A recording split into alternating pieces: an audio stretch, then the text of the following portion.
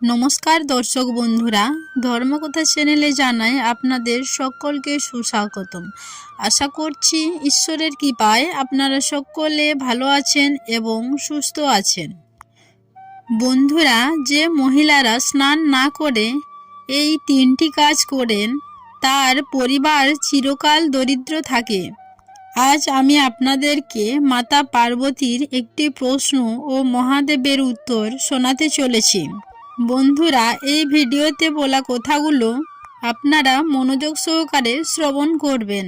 বন্ধুরা, আজকে এই ভিডিওটির পর্ব আমাদের দৈনন্দিন জীবনের কিছু গুরুত্বপূর্ণ ঘটনাকে তুলে ধরা হয়েছে। জয় হর পার্বতীর জয়। একবার মা পার্বতী ভগবান শিবকে জিজ্ঞাসা করেছিলেন, হে প্রভু, আমি জানতে চাই কোন মানুষেরা সারা জীবন ঋণে ডুবে থাকে। কারা যতই পরিশ্রম করুক না কেন দারিদ্র্য কোনোদিনই তাদের পিছু ছাড়ে না। তখন মহাদেব মাতা পার্বতীকে বললেন, হে প্রিয়ে, তোমার এই প্রশ্নের উত্তর আমি অবশ্যই দেব। তুমি মন দিয়ে শ্রবণ করো, আমি তোমার প্রশ্নের উত্তর এক্ষুনি দিচ্ছি। যে নারীরা স্নান না করে এই তিনটি কাজ করেন তার স্বামী সারা জীবন ঋণে ডুবে থাকে। কঠিন পরিশ্রমের পরও তাদেরকে সব সময় দারিদ্র্যের মুখোমুখি হতে হয়। তখন মাতা পার্বতী বললেন, প্রভু, আমি অবশ্যই গল্পটি শেষ পর্যন্ত মনোযোগ সহকারে শুনব। আপনি অবশ্যই আমাকে দয়া করে বলুন, স্নান না করে নারীদের কোন কোন তিনটি কাজ করা নিষেধ? তখন মহাদেব বললেন, যে ব্যক্তিরা আমার কথা মন দিয়ে শ্রবণ করেন আমি তাদের সর্ব পাপ ক্ষমা করি। এরপর মহাদেব মাতা পার্বতীকে বললেন, এক নগরে এক রাজা ছিলেন। তিনি অত্যন্ত ধার্মিক এবং সৎ ছিলেন। রাজা পূর্ণ নিষ্ঠার সাথে রাজ্যের কাজকর্ম চালাতেন। রাজা এখনো বিবাহ করেননি, তবে এক সুন্দরী রাজকুমারীর সাথে তার বিয়ের সম্বন্ধ ঠিক হয়েছে। সম্বন্ধ ঠিক হওয়ার কিছুদিন পরেই রাজার বিবাহ হলো। তারপর রাজা রানীর সাথে সুখে শান্তিতে ঘর করছিলেন। ঠিক এই সময় একদিন রাজার দরবারে সৈন্যরা একজনকে ধরে নিয়ে আসলো। সে খুব টাকা পয়সা নিয়ে সন্দেহজনকভাবে কোথায় একটা যাচ্ছিল।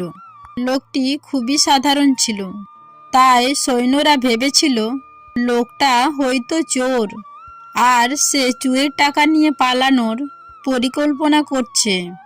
সেই জন্য রাজার সৈন্যরা তাকে ধরে রাজার সামনে হাজির করলো।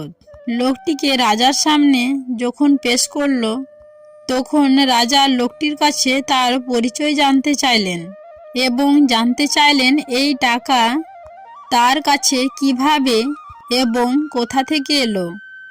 লোকটি বলল, সে একজন ধনী মহিলার চাকর।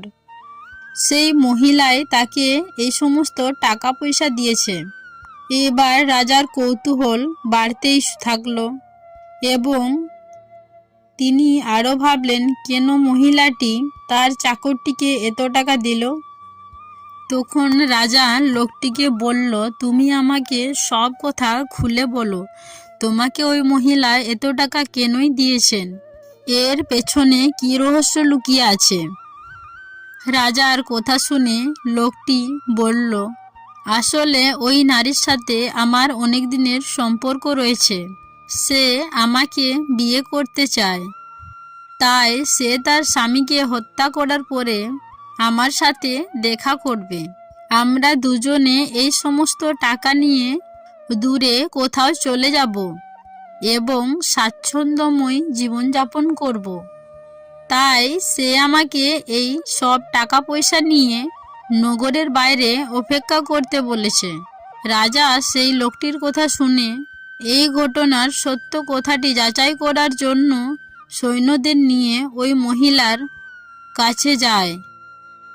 সেখানে পৌঁছাতেই সৈন্যরা এসে রাজাকে জানালো যে মহিলাটি তার চাকরের ধরা পড়ার খবর জানতে পেরে গেছে এবং এখন সে বিলাপ করছে।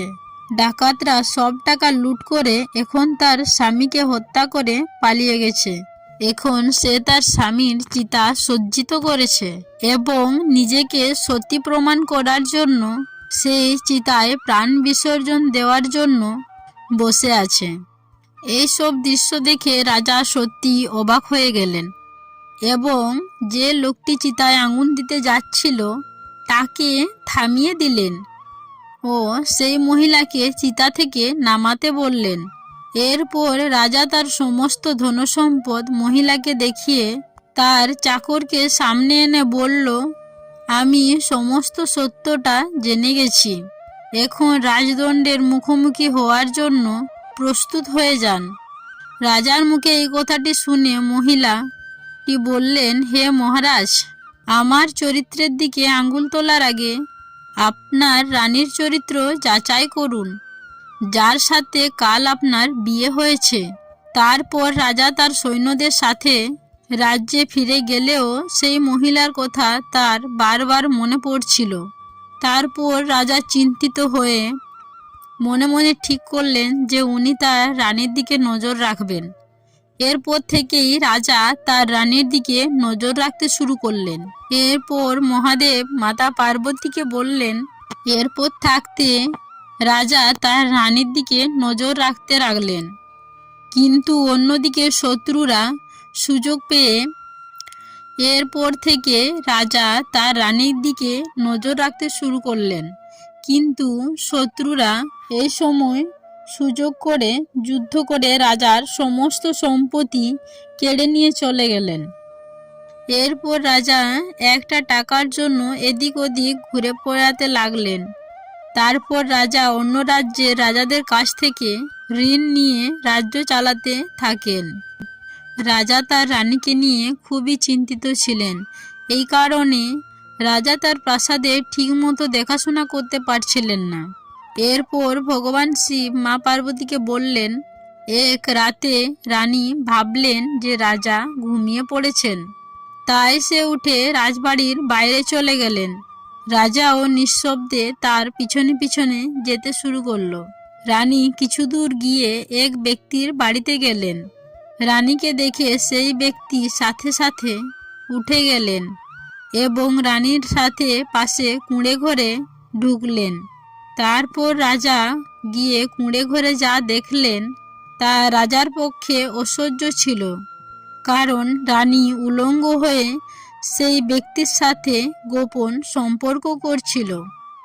তখন রাজা অনেক দুঃখ পেয়ে ভাবলেন, তিনি রানীকে এত ভালোবাসেন, তবুও তিনি তার সাথে প্রতারণা করছেন। এই দৃশ্য দেখে রাজার ক্রোধের সীমা ছাড়িয়ে যায় এবং রাজা হঠাৎ করে সেই ঘরে প্রবেশ করে সেই ব্যক্তি ও রানীকে বেঁধে ফেলে। তারপর সেই ব্যক্তি ও রানীকে রাজা হত্যা করল। এরপর যখন রাজা সেই ব্যক্তি ও রানীকে হত্যা করে রাজপ্রাসাদে ফিরে আসেন, তখন তিনি দেখলেন শত্রুরা তার প্রাসাদে আক্রমণ করে তার রাজপ্রাসাদ দখল করে নিয়েছে। তারপর তারা রাজাকে দেখেই আক্রমণ করে মেরে ফেলতে আসে।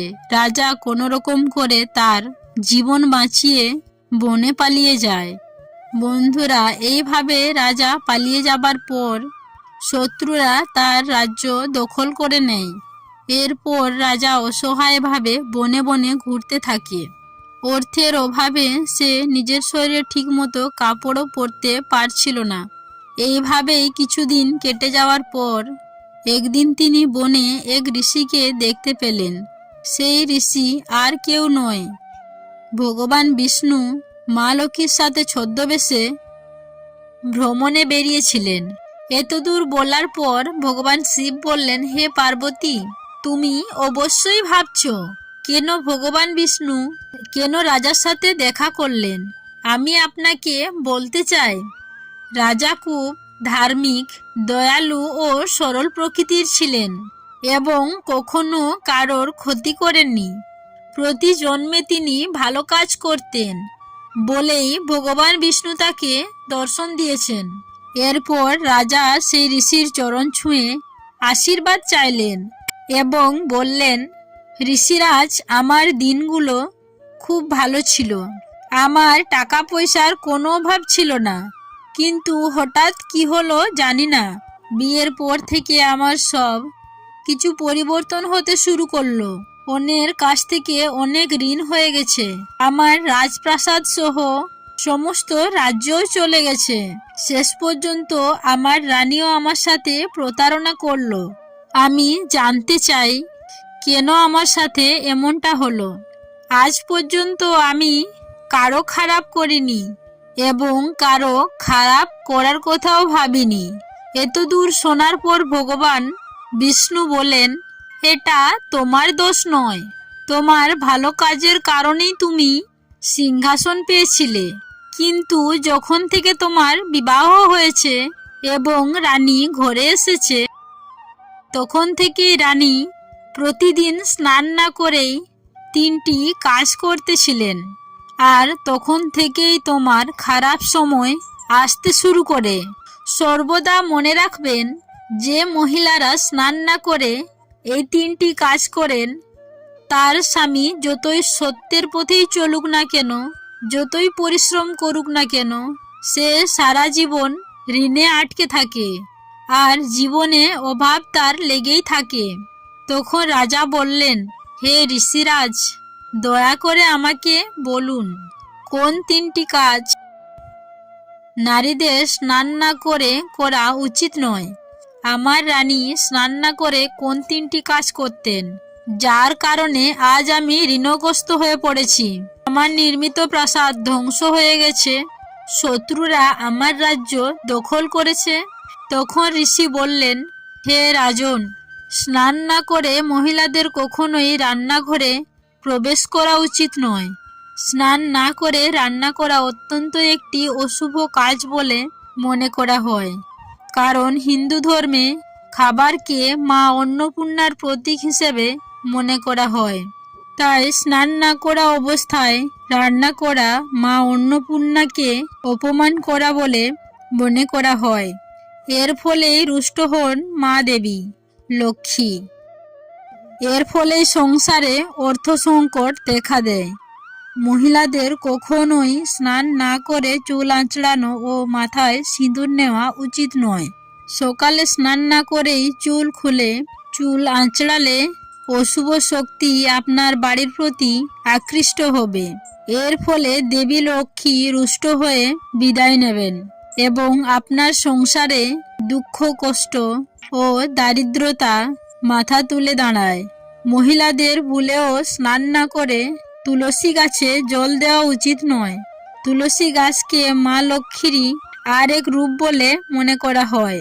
তাই স্নান না করে তুলসী গাছে জল দেওয়া বা তুলসী গাছ স্পর্শ করা বা পাতা ছেঁড়া অত্যন্ত অশুভ।